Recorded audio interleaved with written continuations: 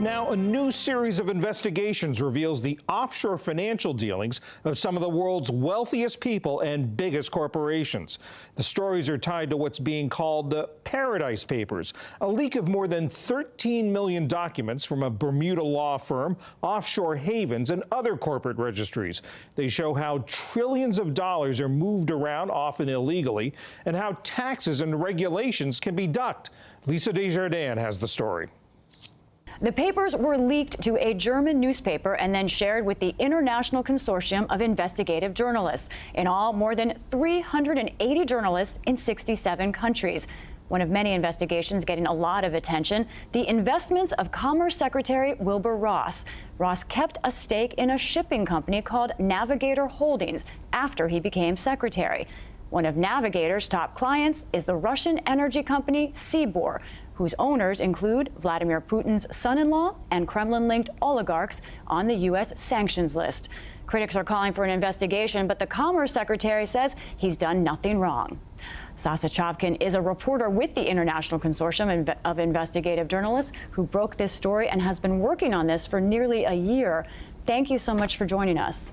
Thanks for having me. This is just a vast amount of data on what is one of the murkiest sort of sources of wealth and power in the world. Let's take the big picture first. Can you explain what these tax havens are and why there's concern?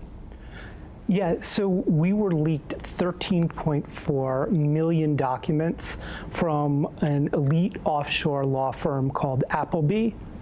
And what it did was it used those tax havens to help its clients, who are rich individuals, multinational corporations, powerful politicians, conduct their business, often in ways where they reduce taxes or face less disclosure than ordinary people are subject to.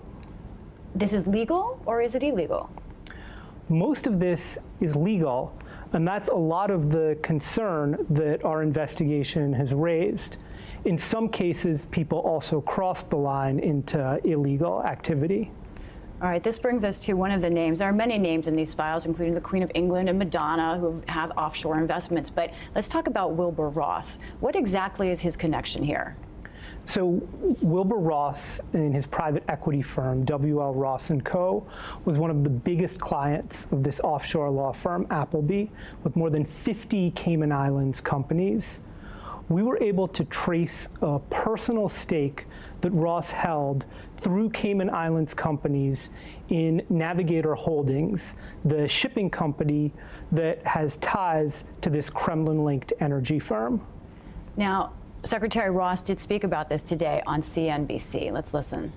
My obligation is to disclose companies in which I'm an officer, a director, or an investor.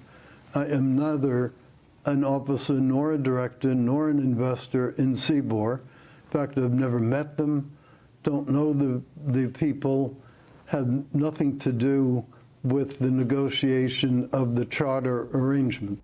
Now, critics say he wasn't fully disclosing that he has an indirect relation with this Russian company, Sibor. But he's saying, no, I was on the up and up. I said everywhere that I'm invested in, the fact that I am invested in a company that has a relationship with Sibor, that wasn't asked. Is that right? Did he disclose things properly?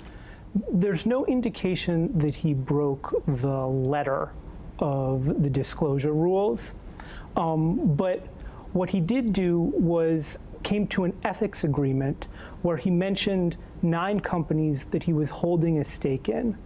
In that ethics agreement, he mentioned the Cayman Island companies that held Navigator, but not Navigator itself.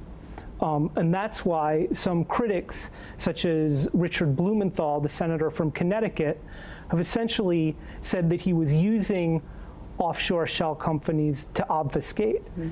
He faced a lot of questions about his connections to Russia during his confirmation process, mostly because of the business he did with the Bank of Cyprus, which is another favorite destination for Russian oligarchs. And yet, Navigator and Sibor never came up. The senators tell us that's because they never figured it out based on his disclosures. They wouldn't have been able to connect the dots without these leaked documents that you have today, in other words. The leaks were crucial to us in piecing together that connection.